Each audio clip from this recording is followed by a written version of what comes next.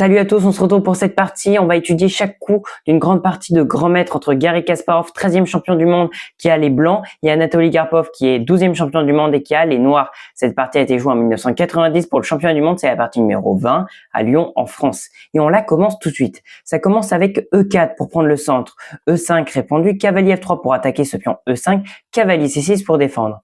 Et là, fou B5, c'est l'espagnol. À ce moment-là, on continue avec A6 pour attaquer ce fou B5, il fait fou A4, cavalier F6, petit roc, et là, Karpov a deux possibilités. Soit il joue la variante ouverte avec cavalier prend 4, soit il joue la variante fermée avec fou E7.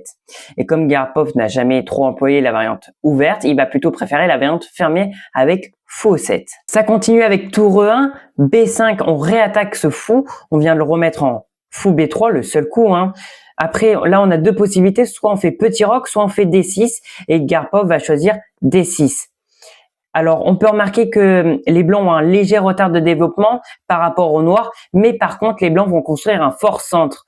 Donc, ils vont faire C3 pour préparer la poussée D4.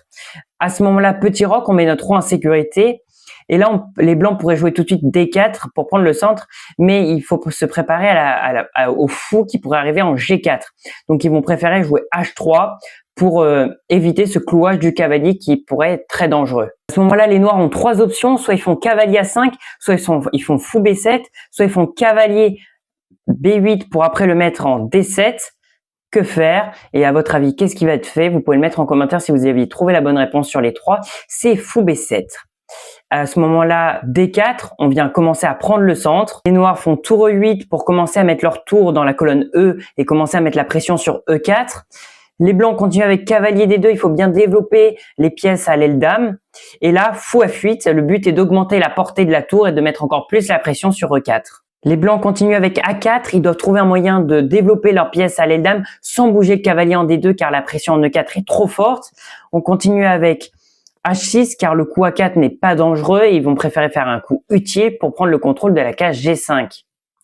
Ensuite, fou C2, ils s'enlèvent de l'excellente diagonale de A2 à G8, mais pour redévelopper leur fou en D3, ce qui permettra de mettre une pression sur B5 et en plus ça défend E4. Premier échange, alors là, les noirs décident de laisser le centre aux blancs, mais ils ont une raison, ils veulent le redévelopper après leur cavalier en B4 pour pouvoir commencer à attaquer les blancs à l'aile d'amant. Donc là, les blancs vont reprendre le centre, là maintenant les blancs ont tout le centre, mais le but des noirs était de mettre leur cavalier en B4 et ils vont réussir cavalier B4. Ça continue avec fou B1, le cavalier attaque le fou, on veut garder sa paire de fous, donc on vient reculer notre fou en B1, C5, on vient commencer à développer nos pions à l'aile dame, D5, le seul coup pour prendre l'avantage, cavalier D7, tour à A3, pardon, F5, les noirs décident avec F5 de fragiliser l'édifice des blancs qui est au centre, parce qu'ils ont un fort centre, les blancs. On continue la partie avec tour à E3, alors, on aurait pu faire aussi cavalier H2 pour, après avoir le pion F, de pouvoir le développer. On aurait pu faire aussi G4, qui est aussi un coup très sérieux à prendre en raison. Cavalier F6. Alors là, vous pouvez remarquer que si on fait F prend 4, on pourrait gagner un pion, mais l'attaque des blancs sur le roi serait trop dangereuse. Donc, prendre ce pion, ce serait perdre la partie en gros.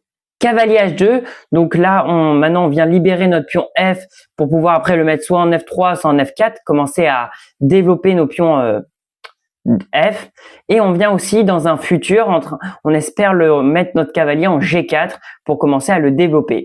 Et là maintenant les noirs vont faire une grosse erreur, roi H8, on perd un précieux tempo. Alors F prend E4 est toujours une mauvaise idée, et le bon coup aurait été dame D7. Et là, B3, alors le but de B3 c'est de mettre après notre fou et de pouvoir attaquer le roi, enfin on prend la plus grande diagonale noire qui existe pour le fou. On continue avec B prend A4, B prend A4, C4, fou C2. Maintenant, on peut faire F prend E4. Prendre le pion n'est plus une grosse erreur maintenant. Et ça continue avec cavalier prend E4. On continue avec cavalier F prend E5, tour G3, tour E6, un très bon coup de défense protégeant le pion H6. Ça continue avec cavalier G4. Et là, une grosse erreur de la part des noirs, dame E8.